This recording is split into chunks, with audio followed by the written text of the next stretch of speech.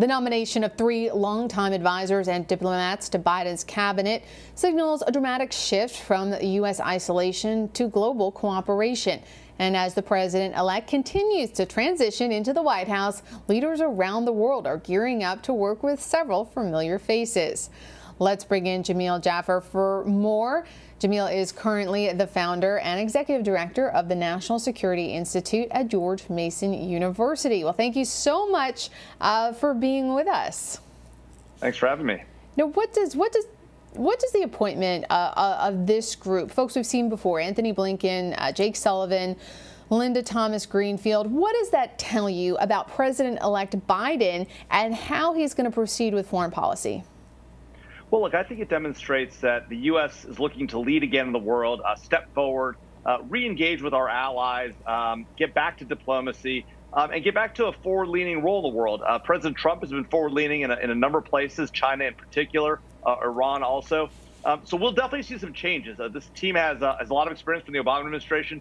I think the concern for Republicans will this just be an Obama 2.0 administration, given all their prior long-term experience? And that, I think, was what we'll see going forward, is to determine whether that'll be what Vice President Biden wants going forward.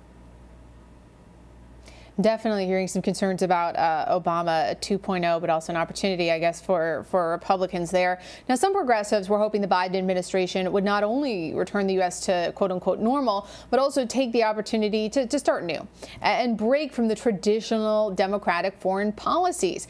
Does this team look like they're going to do that, or really are they just going to revert back to what we saw over that 8-year period during the Obama administration? Well, I think you will see a return to some things, right? The vice president has already indicated that he intends, the president-elect, I should say, has indicated he intends to rejoin the Paris Climate Accords. He is considering going back to the Iran nuclear deal, which, of course, would be a huge mistake if we don't take advantage of the leverage that President Trump has given us.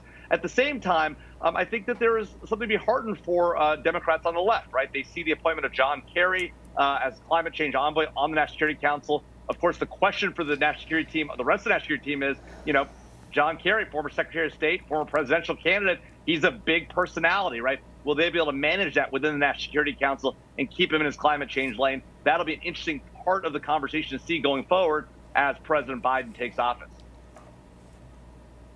Now, when it comes to China, President Trump successfully ran on a platform that was very anti-China, being tough on China, but he just lost trying to attack Biden as someone who would bow to China. So what do you see? We're already seeing Republicans attacking this administration, suggesting that they're going to be soft on China.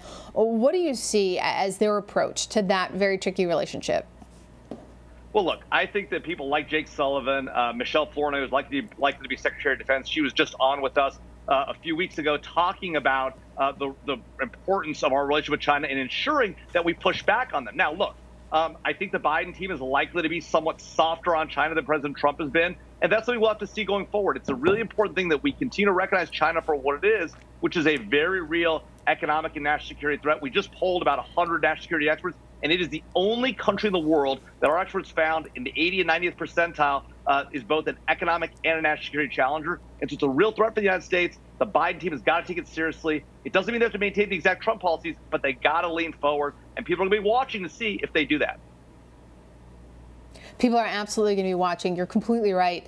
Now, Sullivan secretly worked on the Iranian nuclear deal in 2013. So can we expect him to take a lead role in trying to revitalize that deal? And if so, do you think he'll do anything differently? Well, look, I think, Jake and I spent a lot of time arguing about whether the Iran deal had merits back when he was negotiating it and after it was done.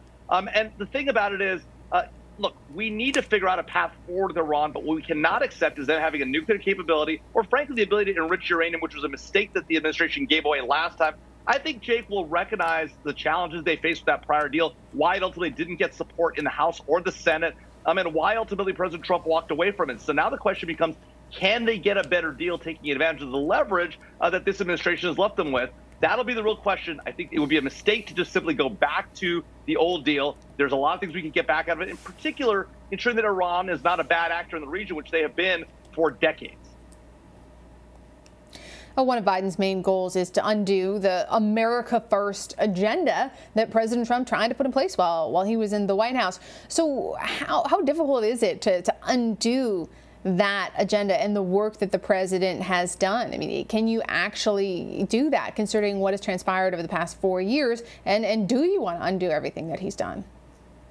Well, look, there's nothing wrong with America leading the world. In fact, we've seen the world be a much safer place where America steps forward, leads, works with the allies, and gets stuff done in the world. That's a good place for America to be. And I think President-elect Biden recognizes that.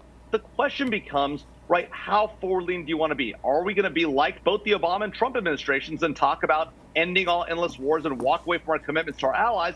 Or are we going to double down, go back to the historic Republican-Democratic consensus on national security, which is America leading forward, working tightly with her allies, and really being a global leader? I'm hoping that's what we'll see from the president-elect. That is what his team, I think, believes in. We'll see if they can pull it off. Wow, we will be watching to see what, if anything, they can pull off over the next 48 years. So, Jamil, thank you so much. Really appreciate it. Thanks for having me.